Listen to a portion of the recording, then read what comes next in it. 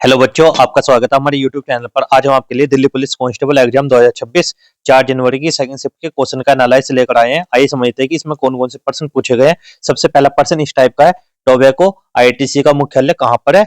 हिमालय का सबसे पूर्वी भाग किस नाम से जाना जाता है? अंतरराष्ट्रीय हॉकी महासंघ का मुख्यालय कहाँ पर है? सबसे बड़ी मीठे पानी की झील कौन सी है? 1920 में असहयोग आंदोलन किसने शुरू किया था? हॉकी का जादूगर किस खिलाड़ी को कहा जाता है?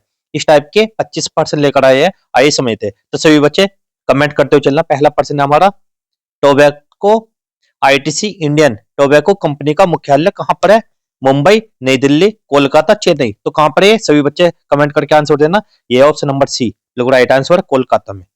इसके बारे में समझते हैं। आप देखो, ITC Indian tobacco company Bharat की एक प्रमुख टोबैको और बहुराष्ट्रीय कंपनी है। कंपनी की शुरुआत टोबैको व्यवसाय से हुई थी। आईटीसी का मुख्यालय कोलकाता पश्चिम बंगाल में स्थित है। आज आईटीसी केवल टोबैको ही नहीं बल्कि एफएमसीजी, होटल, पेपर बोर्ड और कृषि व्यवसाय में भी काम करती है। तो कहां पर है इसका मुख्यालय? कोलकाता में। इससे अगला प्रश्न जो आपके एग्जाम में पूछा गया, अब तक सबसे अधिक ओलंपिक पदक किसने जीतने वाला खिलाड़ी कौन है? Usain Bolt, Michael Phelps, Carl Lewis या मार्क स्पीड। तो कौन है? ऑप्शन नंबर बी बिल्कुल राइट आंसर है, माइकल फिलिप्स। इनके बारे में समझते हैं। माइकल फिलिप्स के बारे में, माइकल फिलिप्स अमेरिका के प्रसिद्ध तैराक या स्विमर है। उन्होंने ओलंपिक खेलों में अब तक कुल 28 पदक जीते हैं। इनमें 23 स्वर्ण, गोल्ड, 3 रजत, सिल्वर और 2 कांस्य, ब्राउन्ज शामिल है। इसी कारण माइकल फिलिप्स को ओलंपिक इतिहास का सबसे सफल खिलाड़ी माना जाता है। तो कौन है? Michael Phelps. इससे अगला प्रश्न जो आपके एग्जाम में पूछा गया, हिमालय का सबसे पूर्वी भाग किस नाम से जाना जाता है? ट्रांस हिमालय, कुमाऊं हिमालय, नेपाल हिमालय, पूर्वांचल हिमालय। तो ऑप्शन नंबर डी बिल्कुल राइट आंसर है, पूर्वांचल हिमालय। हिमालय पर्वत श्रृंखला को अलग अलग भागों में बांटा गया है। भारत के सबसे पूर्वी क्षेत्र में फैले हिमालय भाग को पूर्वांचल हिमालय कहा जाता है। यह क्षेत्र मुख्य रूप से अरुणाचल प्रदेश, नागालैंड, मणिपुर और मिजोरम में फैला हुआ है।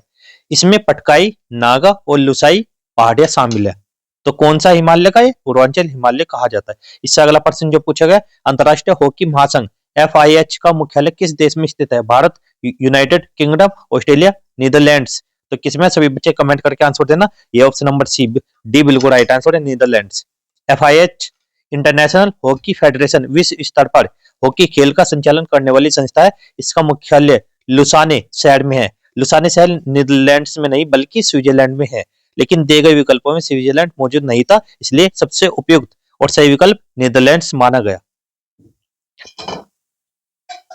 इससे अगला प्रश्न, दुनिया की सबसे बड़ी मीठे पानी की झील कौन सी है? बेकाल झील, विक्टोरिया झील, सुपीरियर झील या वुलर झील। तो सभी बच्चे कमेंट करके आंसर देना। ये ऑप्शन नंबर सी सुपीरियर झील। इसके बारे में समझते, देखो, दुनिया में क्षेत्रफल के आधार पर सबसे बड़ी मीठे पानी की झील सुपीरियर झील है। यह झील अमेरिका और कनाडा की सीमा पर स्थित है। इसका पानी पूरी तरह मीठा और इसका क्षेत्रफल अन्य सभी मीठे पानी की झीलों से अधिक है। दुनिया की सबसे बड़ी मीठे पानी की झील कौन सी? सुपीरियर झील। और भारत में भी है। भारत की सबसे बड़ी मीठे पानी की झील कौन सी है? वुलर झील, जम्मू कश्मीर में। इससे अगला प्रश्न है जो पूछा गया, वर्ष 1920 में असहयोग आंदोलन की शुरुआत किसने की थी? सुभाष चंद्र बोस, जवाहरलाल नेहरू, महात्मा गांधी, बाल गंगाधर तिलक। तो इसका सही आंसर है ऑप्शन नंबर सी बिल्कुल राइट आंसर, महात्मा गांधी। इनके बारे में समझते हैं। देखो, असहयोग आंदोलन की शुरुआत महात्मा गांधी ने वर्ष 1920 में की थी।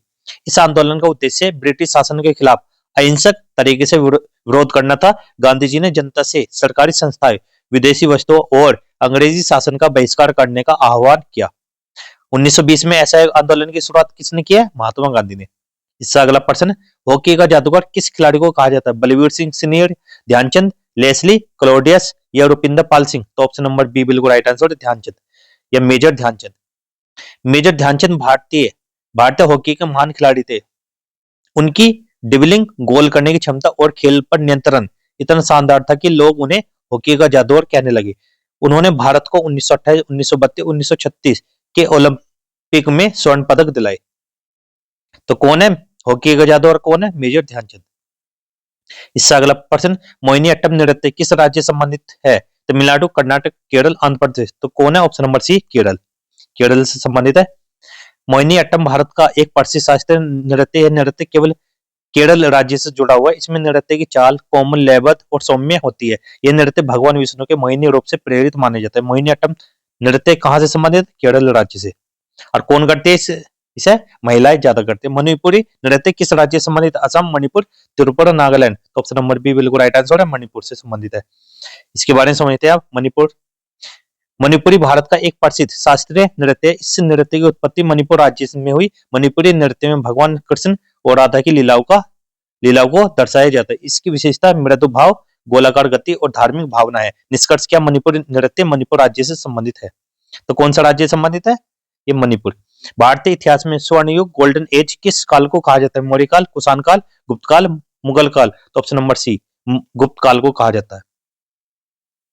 भारतीय इतिहास में गुप्त वंश के शासनकाल को स्वर्ण युग कहा जाता है। इस समय कला, साहित्य, विज्ञान, गणित और शिक्षा का बहुत विकास हुआ। कालिदास, आर्यभट्ट जैसे महान विद्वान इसी काल से जुड़े थे। देश में शांति, समृद्धि और संस्कृति उन्नति देखने को मिली। भारतीय इतिहास का स्वर्ण युग गुप्त काल को माना जाता है। इससे अगला प्रश्न जो आपके एग्जाम में पूछा गया, मुगल साम्राज्य का अंतिम शक्तिशाली सम्राट किसे माना जाता है? अकबर, जहांगीर, शाहजहां, औरंगजेब। तो किसे माना जाता है? यह ऑप्शन नंबर डी बिल्कुल राइट आंसर है, औरंगजेब को माना जाता है। औरंगजेब मुगल वंश का वह शासक था जिसके समय में मुगल साम्राज्य का विस्तार सबसे अधिक हुआ। उसके बाद मुगल शासकों की शक्ति धीरे धीरे कमजोर होने लगी। इस कारण इतिहासकार औरंगजेब को मुगल साम्राज्य का अंतिम शक्तिशाली सम्राट मानते हैं। मुगल साम्राज्य का अंतिम शक्तिशाली सम्राट औरंगजेब था। वर्ष 2011 की जनगणना का आदर्श वाक्य क्या था? जनगणना से विकास, हमारी जनगणना हमारा भविष्य, सबका साथ सबका विकास, एक भारत श्रेष्ठ भारत। तो ऑप्शन नंबर बी बिल्कुल राइट आंसर है, हमारी जनगणना हमारा भविष्य। इसके बारे में समझते हैं। 2011 की जनगणना भारत की 15वीं राष्ट्रीय जनगणना थी। इस जनगणना का आदर्श वाक्य हमारी जनगणना हमारा भविष्य रखा गया। इसका अर्थ है कि सही जनसंख्या आंकड़े देश की भविष्य की योजनाओं और विकास में मदद करते हैं। 2011 की जनगणना का आदर्श वाक्य क्या था? हमारी जनगणना हमारा भविष्य। और आज की वीडियो को यहीं पे समाप्त करते हैं। वीडियो अच्छी लगी तो वीडियो को लाइक करना, चैनल को सब्सक्राइब करना। मिलते हैं अगली वीडियो में, तब तक के लिए गुड बाय, जय हिंद, जय भारत।